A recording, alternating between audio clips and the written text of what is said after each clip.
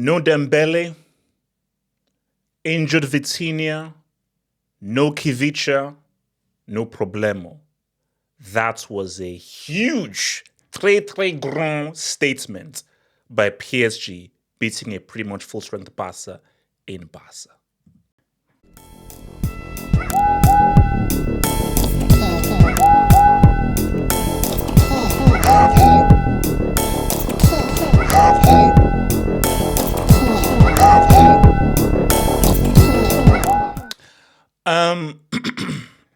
Great game. Let's just start there. That was truly an amazing game, because you know when it's an amazing game when you watch the game. And watch the game is something I'm going to get back to, because the Tesh, the Lala, the Sasa, the Tata, the Salini, the Larazzini, the Shoam the Falabataturi, it was all there. It was basically, whenever I talk about Tesh and Lala, say, yo, what do you mean by Lala? Go watch that game. What do you mean by Lala? Go watch what El Gri did. Because if you didn't watch the game and just look at stats, oh, PSG were the best team, so the best player must be on PSG team. If you watch the game, the best player on that pitch was El Gri. And I'm telling you right now, if someone tell me who is Barcelona's best player, as of right now, October 1st, 2025, who is Barcelona's best player? I think it might be a tie. Because what Pedri did in this game, I was like, okay, this guy's the next level, bro. As in, I already believed he was better than Vitinha, but now, oh, bro, this guy might be one of the best players in the world. So forget about him being better than Vitinha. No, he's left Vitinha. This might generally be one of just the best football players in the world in terms of just an overall football player. But again, you've got to watch the games. But if you're a stats merchant, where is his GA? Where is his goal? Where is his assist? How can he be so good? Yeah, because you're a freaking moron. But let me get to it. Look, the match is not 30 minutes. If it was 30 minutes, Barca probably win the game. But it's a 90 minutes game. For most of those 90 minutes, PSG were the better team. For 30, 35 minutes, Barca looked amazing. They were controlling the game, moving the ball around beautifully well, and Barca were just playing some sumptuous, amazing football. They were playing some amazing football, and I just thought, oh, this is going to be a pretty much routine 2-0, 3-0 win by Barca. But PSG kept creeping back. They kept creeping back. But why this is so key is there's no Dembele. There's no Kivicha. Goncalo Ramos was on the bench.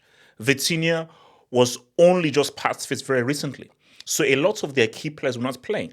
So why this was key is that a lot of guys who, these are not genuine starters, whether that be a Mayula or so forth, they acquitted themselves very well and they competed very well. So the fact that not bona fide starters were able to play this well, I think it's credit to Luis Enrique. So really, the real MVP, the real winner of this whole match was Luis Enrique in terms of how he was able to tactically be able to put his players in a proper position to be able to say what's up. And even if they're not his best players, these guys can come off the bench and properly adhere to and carry out his tactical instructions. Because once you got into the second half, and as the game wore on, PSG just got better. They just got better. They caused more issues, and they just literally wrestled control away from Barcelona.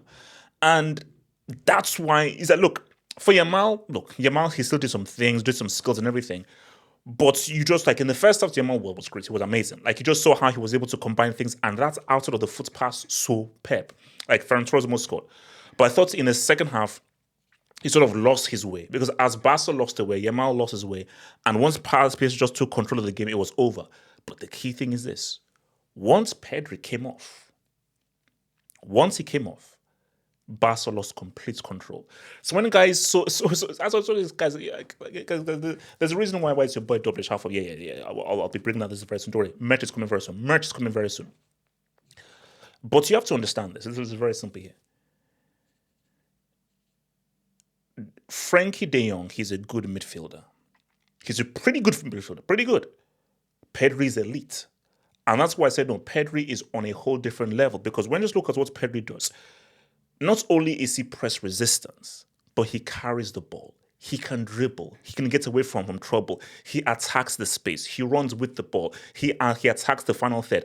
There's so much more dynamism. There's so much more athleticism.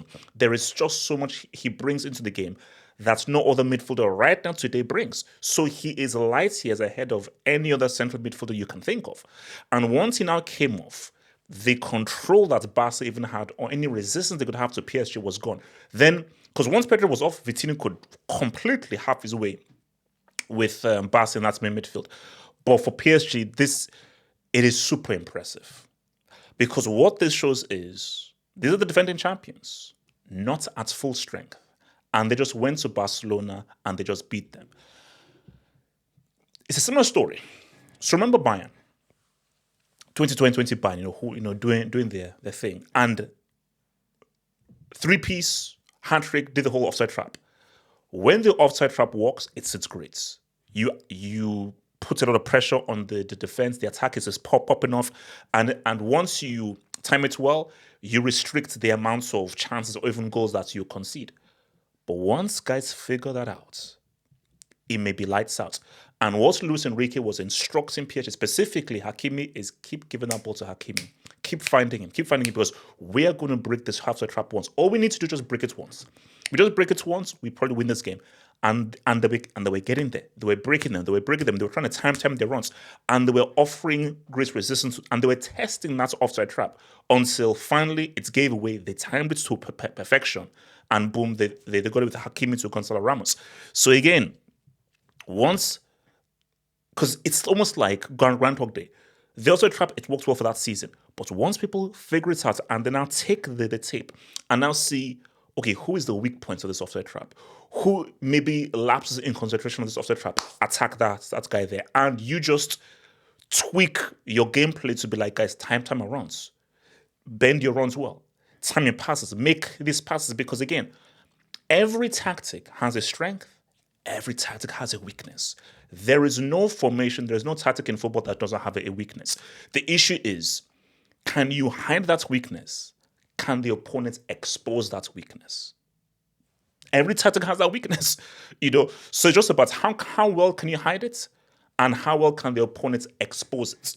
That is very key. And they also trapped the one. But for PSG, I just thought PSG I was just super impressed by guys who are not starters, guys who may be bench players, guys who may be squad players. Luis Enrique is one of the best tacticians out there. And I just think that how he just trained these guys and just how he's just able to drill these guys well is just freaking superb. So you have to give him kudos, man. But overall, bro, this was an amazing game. It was an absolutely superb game. And I think for Barca and for Hansi Flick, you go back to the drawing board. You have to go back to the drawing board. And you have to say, maybe they miss Rafinha. In terms of just, because, Rashford, he played well. But you just know Rafinha is just a more clinical attacker. And just his goal-scoring instincts are a lot greater. So you just feel like if Rafinha was on this pitch combining with Yamal, maybe with them combining both, they'd be able to just unlock something and get a goal. But PSG had injuries. Barca, you've got to deal with the injuries. And PSG dealt far better with more injuries than Barca did. So for Barca, they just have to look at how they were outplayed for such long periods and how they just lost that control and how they perhaps get better. But just to say, bro, PSG, again, the winners, congrats. Pedri's an amazing player, bro. Like, that performance he put forth today, that is one of the best. That's just one of the best. That's just one of the best performances I've seen from a central midfielder in a very long time. I told you, that's I always say the hardest position in football is central midfield. That is the hardest position, because that's the position that requires the most intelligence, the most footballer IQ, the most from you physically, the most from you mentally, and the most from you skill-wise. So the best central midfielders are arguably the best football players in the world, in my view. That's just my bias. But what Pedri just did overall in terms of his decision-making, his dribbling, his balance on the ball, his first touch, his control, his movement, his balance, I just thought it was just an amazing performance. Yes, he was on a team that lost, but he was the best player on that damn pitch. But it's what it is. Guys, remember, guys, join up and become a member. Patreon peeps, head over to Patreon for that new stuff. And in there, guys, thank you. Join up, become a member for that extra stuff. Hit the subscribe button over there. Over there is join us for our hangouts for today, and also for tomorrow on Thursday, Vibes Hangouts. Join us for our Vibes Hangouts. as well, hitting the other button over there. So up there, football hangouts tonight, vibes hangouts for tomorrow on the other channel. Peace out to 831 Love.